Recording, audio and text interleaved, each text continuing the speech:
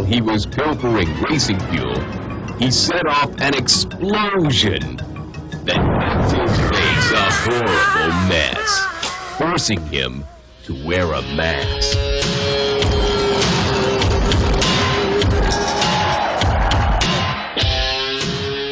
When he had all he needed, Colt Cobra built the monster of his nightmares, Snake Bite, a truck that would allow him to seek revenge on all the good things he was denied during his twisted, unhappy youth.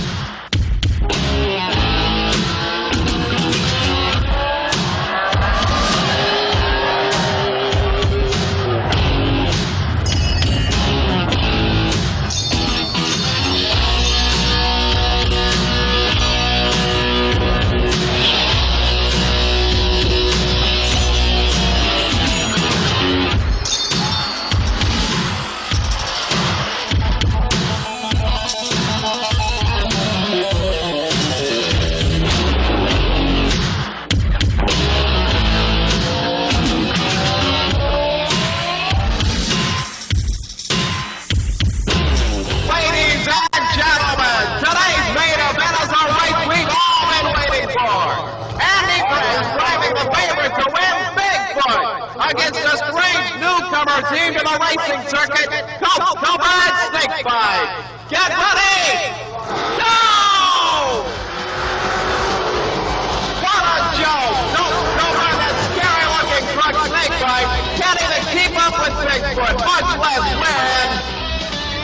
Here we go again, folks. Snake Bite ain't Bigfoot's best last time they raced at a short track. Let's see if Colt Cobra has found what it takes to compete on a longer course. At least he's keeping up this time.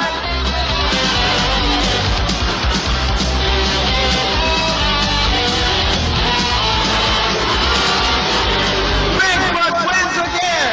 Colt Cobra just can't unseat Andy Brass and Bigfoot.